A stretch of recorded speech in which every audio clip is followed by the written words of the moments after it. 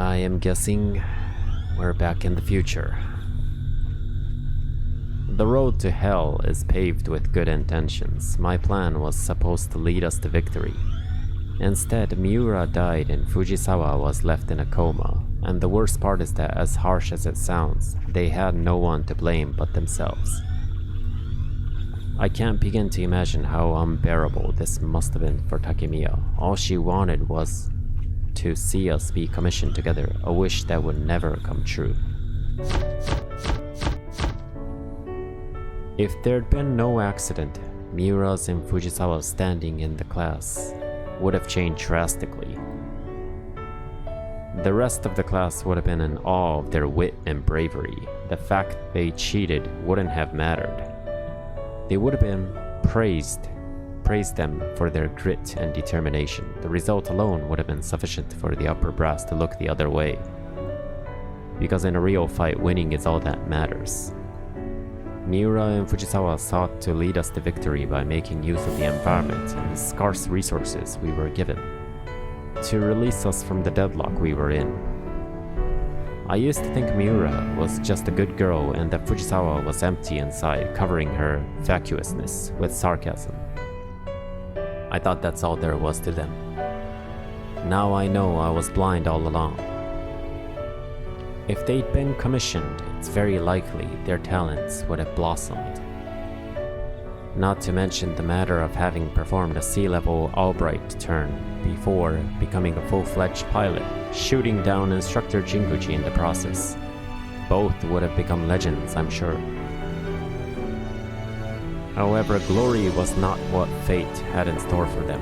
Their individual abilities did not catch up to their ambitions, not at that time.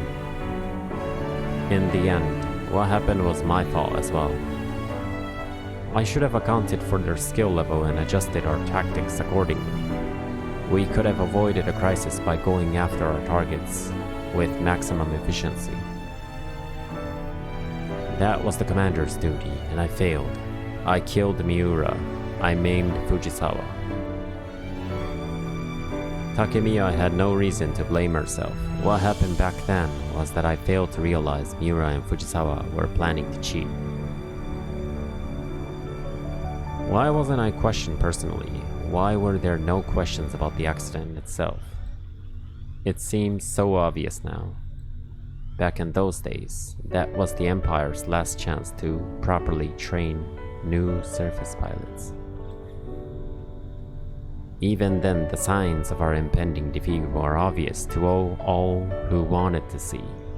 Given our lack of internal resources and the situation on the continent, it was a fact that could no longer be ignored. In that perpetual state of emergency, the government had no time to worry about appearances. The former Sakaki,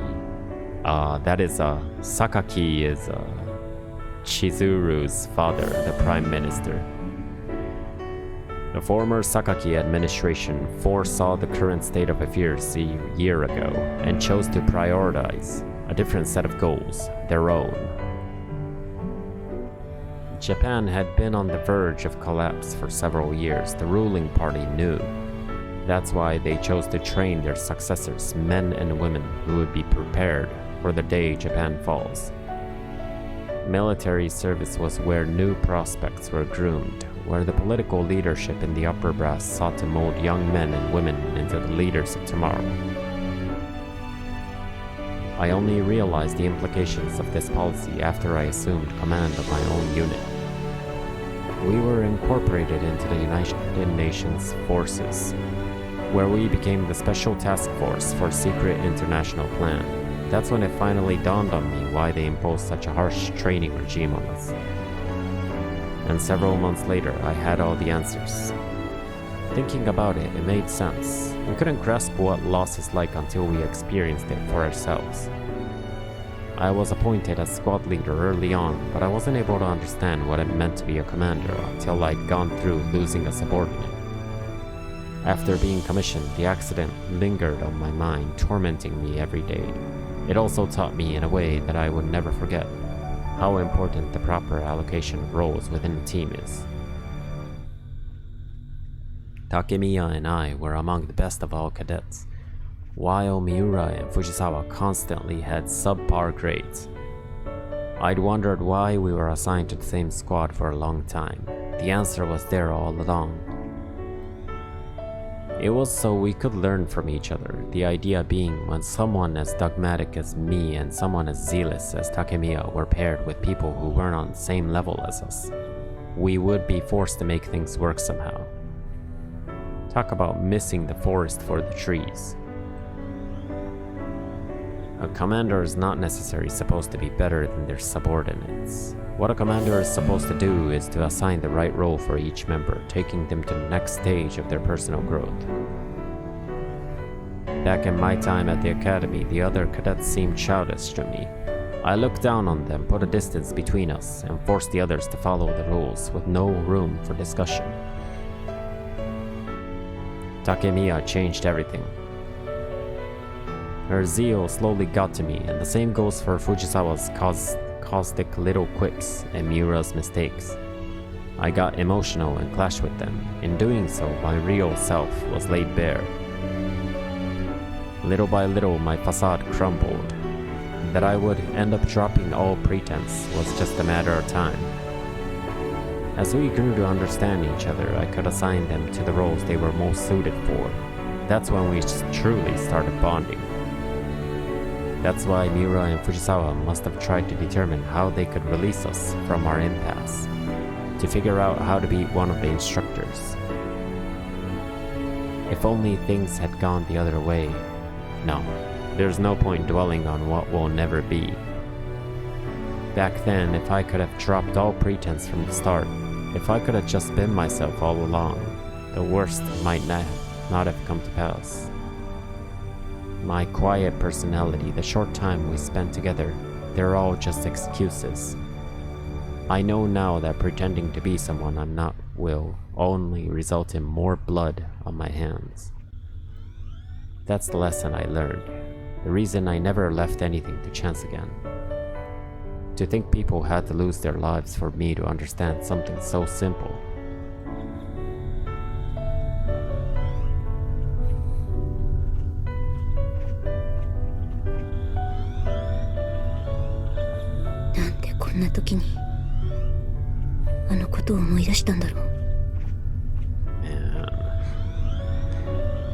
So in her final moments, she had those girls on her mind as well, huh? My life will end in a matter of minutes. What point is there dwelling on the wounds of the past? Perhaps there is one. Perhaps this is a confession of my sins. I guess the past will keep haunting me, no matter how close to death I am. Instructor Jinguji must have felt like this too, and it took me until this moment to notice.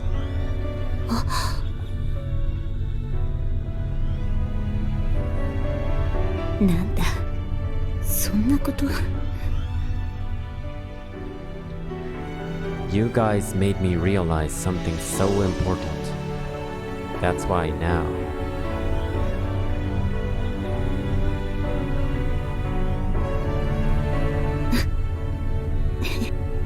I'm an idiot. Really a hopeless idiot.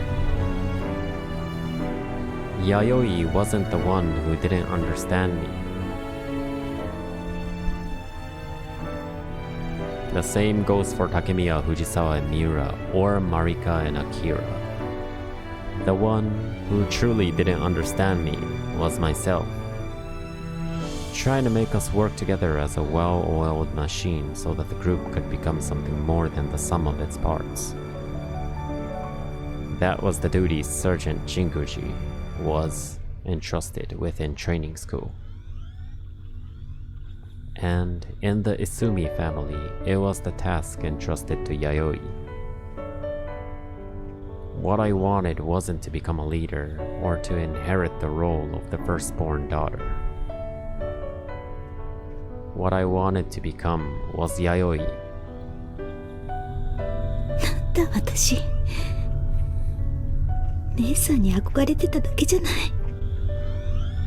Thinking about it, it was all too obvious. The real reason why I admired Instructor Jinguji so much is because she resembled Yayoi. Why did I feel such intense anger toward her when I saw her grieving? I didn't know then, but now I'm finally aware of the reason.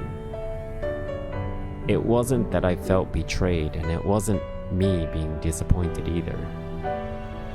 Instructor Jinguji played the thankless role of the bad guy to perfection. For that, I put her on a pedestal. Day after day, I measured myself against her. So when Miura died, I assumed her pain must have been eased by her unwavering sense of duty. From my perspective, she had long stopped being the person.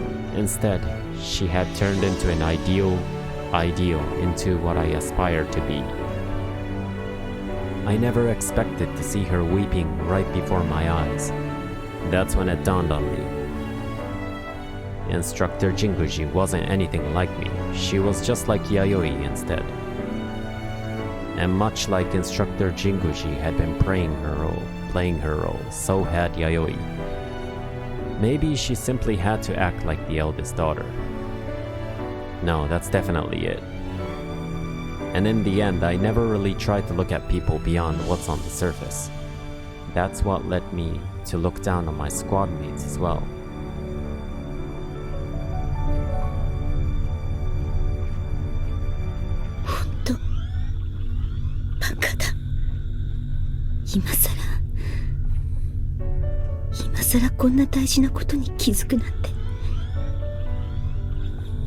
Maybe I had been relying on Yayoi all along. Because I could never become the eldest daughter, I could do what would be unthinkable for her. But perhaps she was able to play her role to mediate between us, precisely because I was never content. じゃあ仕方ないな。最後の手段だ。私はいすみが好き。私さ、いすみみたいに何でもできちゃう人、すごく憧れちゃうんだ。でもさ、藤沢の言葉じゃないけど、あんたみたいに何でもできちゃう天才って多分わかんないと思うんだよね。思ったようにパッとできない人間が抱える悔しさとかネガティブになっちゃう気持ちってだからね、私がいすみとあの子たちをつなぐ役をやればいいのかなって。憧れちゃったらさ、その人を少しでも助けてあげたいじゃん。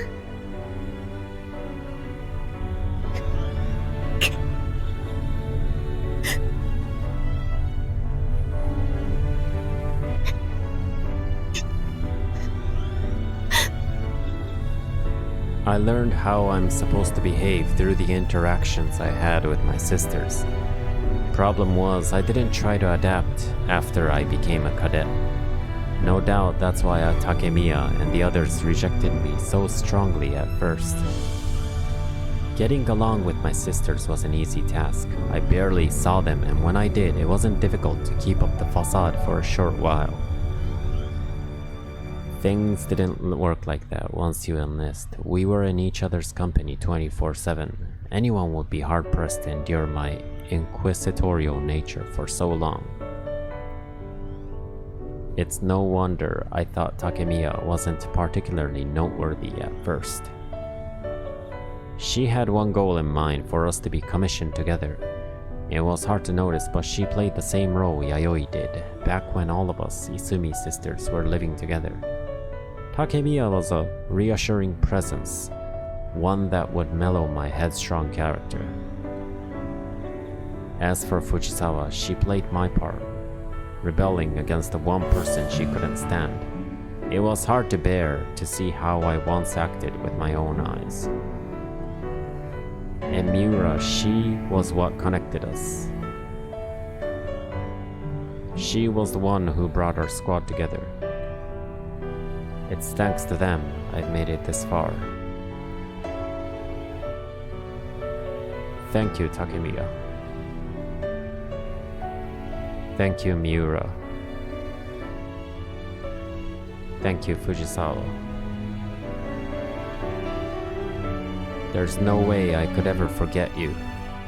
If I hadn't met you guys, I would have passed away, still lying to myself. You gave me so much.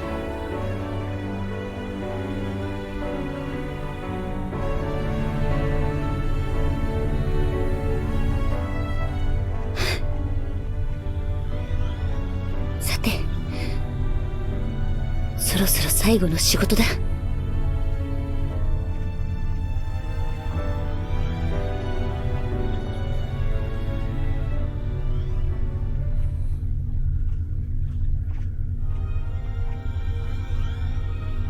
Seems I'm still missing the forest for the trees.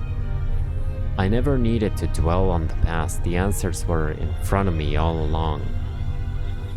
Even serving under someone like me, my subordinates found their way. They never stopped looking forward, and I'm sure they will play their part. The best of the best, trained by a brave woman with a distinguished history of military service. The son and daughters of Jinguji Marimo. My subordinates were too good for me. That's right, the Isumi Valkyries and Takeru's squad. They were all trained by Marimo. It's time.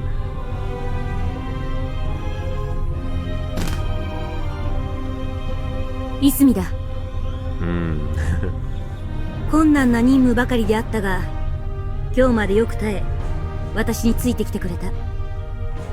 Hey, it's Takeru on the right side. 貴様たちは最高の英士であり、私の誇りだ。任務半ばで先立つことは甚だ遺憾であるが、貴様たちであれば安心して後を任せられる。私なき後も人類の勝利とオルタネイティブ4完遂に向け、これまで以上に精励してくれることと確信する。早瀬、部隊の指揮は貴様に任せる。よろしく頼むぞ。はい、お任せください。部下をしごくのもほどほどにな。大尉、お世話になりました。あの世は退屈でしょうが、しばらく我慢していてください。いずれ私も。余計な心配はするな。向こうには柏木たちもいる。貴様たちの顔は当分見たくない。大尉、貴様たちは急がなくていい。私たちだけで十分だ。神宮寺軍曹の言葉忘れるなよ。Marimo is already dead at this point. はい。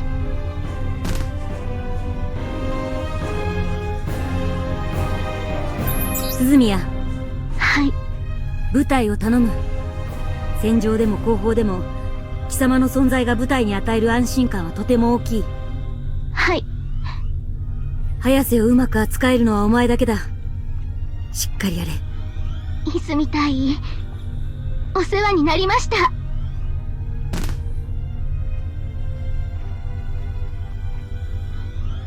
宗方、副隊長として早瀬をサポートしろ。貴様の冷静さは早瀬にとってとても頼もしいはずだ。はい。次に早瀬をからかう時にはよく考えた方がいいぞ。何しろ相手は部隊長だからな。了解しました。十分に気をつけてからかいます。そうか。大尉の部下であれたこと、いすみバルキリーズの一員であれたことを誇りに思います。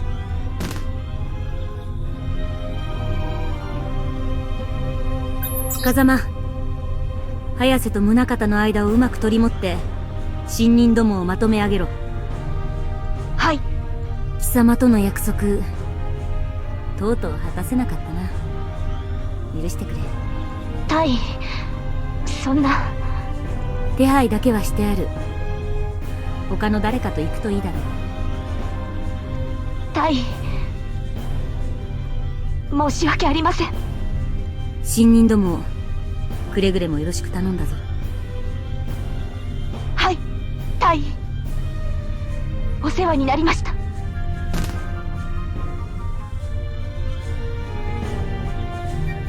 鈴宮、貴様の能力は決して誰に劣るものでもない。大尉。だが思い込みにとらわれ自分で自分を追い込む癖が貴様の成長の足かせになっているんだ。She still has that white thing on her head. 貴様が全てを背負い込む必要はない。そして誰も貴様がそうすることを求めてはいない。姉さんを早く安心させてやれ。ついでに早瀬もな。はい、大尉。ありがとうございました。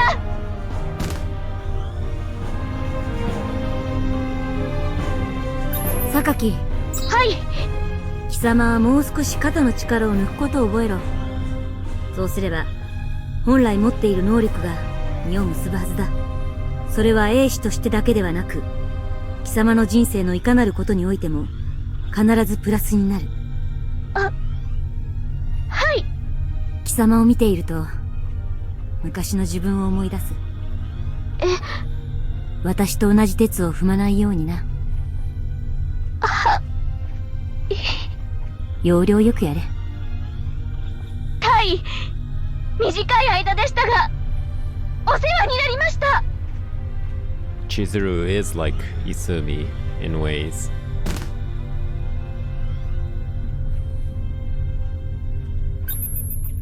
鎧。はい。It's Yoroi. 貴様の明るさは部隊の財産だ。どんな時もそれを失わないでほしい。ありがとうございます。ただ普段の貴様はマイペースすぎる。時には人の話をじっくり聞くことも重要だぞ。はい。同じポジションの風間からいろいろなことを学べ。いいな。大尉、ありがとうございました。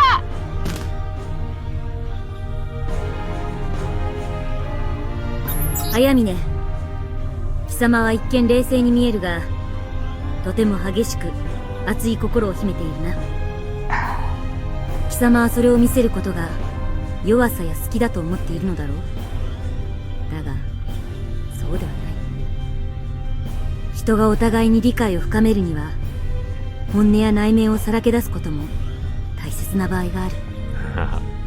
Those words sound like for Isumi herself as well.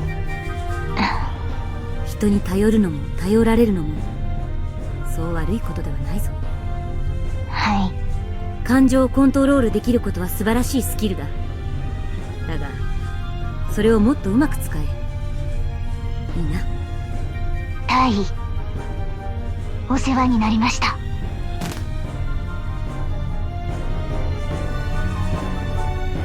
玉瀬。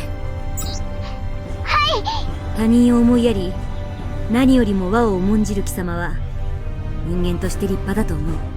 だが貴様は他人を気にするあまりいざ自分が注目される状況になると萎縮してしまっているように見える。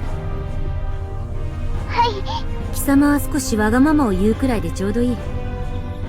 あるがままの自分を相手に認めてもらえば楽になるはずだ。はい。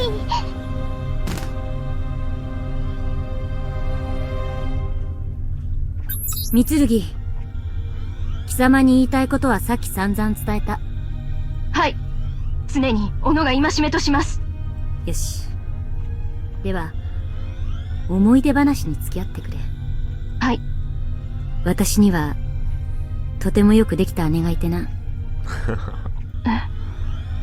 明るくおおらかな姉にコンプレックスを抱いていた私は彼女とは心に距離を置き冷めた態度で接していた。今思い返すとあの頃の私は姉のようになろうと必死にもがいていたことがわかる。 Maya also has a older sister.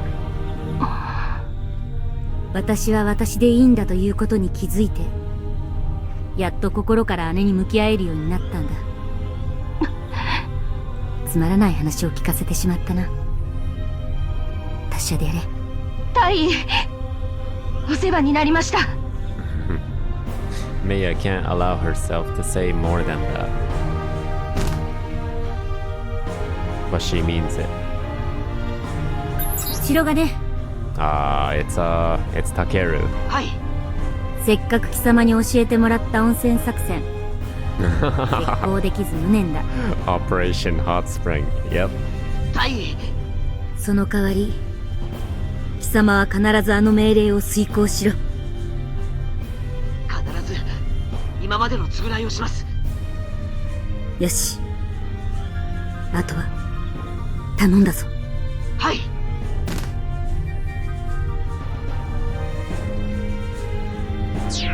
以上だ。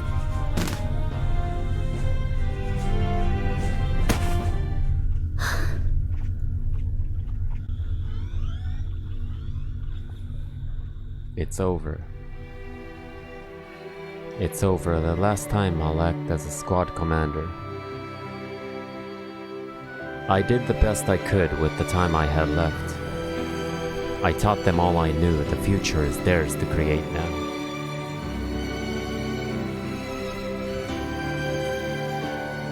As A01's leader, as the one who has to carry out the will of my former squad mates, all that's left is to take care of my final duty.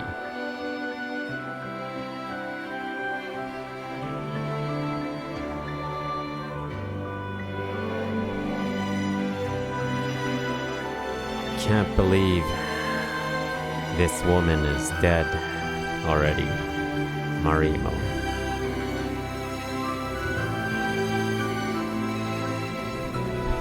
真空人、教官、私はあなたのようになれましたか。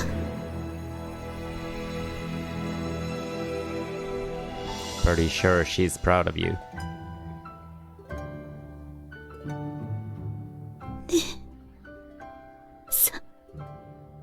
私、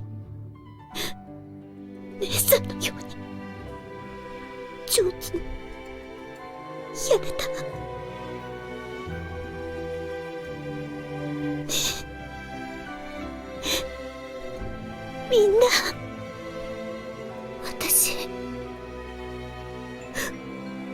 今度はうまくやれたかな。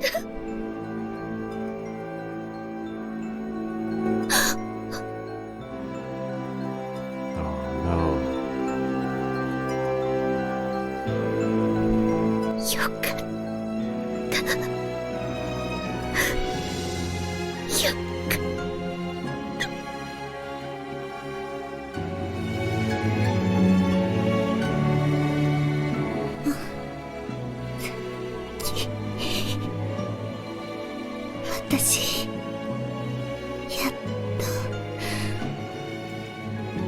とあんたに向き合える。やっと自分の気持ちに正直になれる。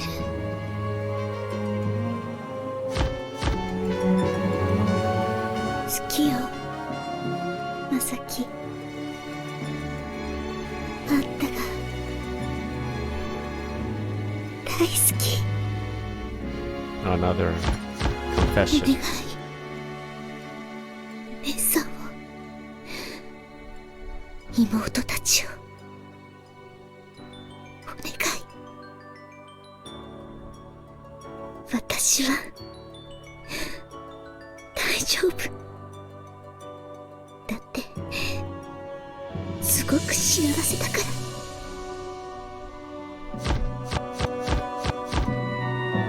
こんな世界だけど、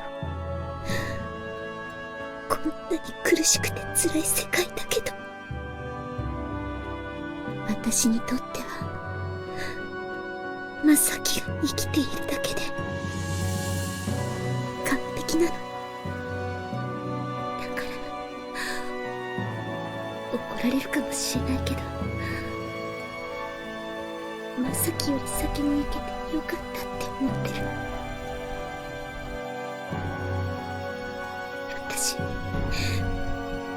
咲を見送るなんて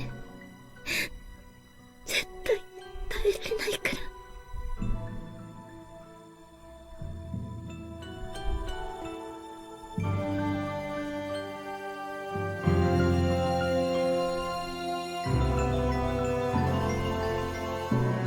これはね、ずっと覚えていてねっていう最後のわがまま。私のわがままはもう慣れっこでしょ。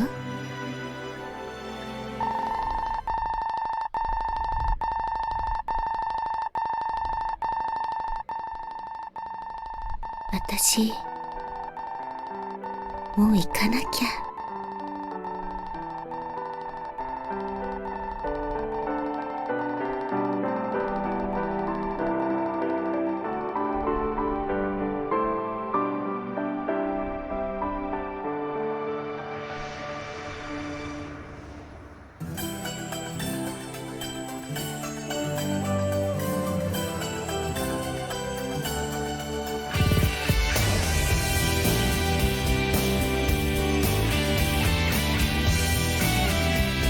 Asaki and Michiru.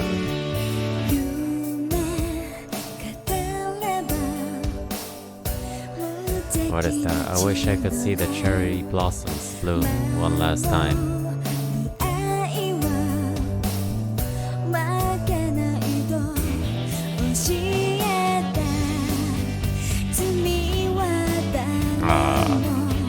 There she goes. The self-destruction.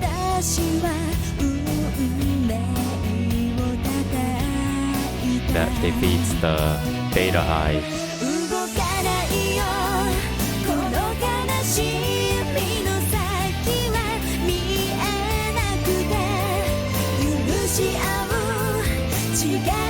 Takeru did tell Izumi as well. Takeru said, What's wrong with being selfish? What's wrong with being honest with your feelings?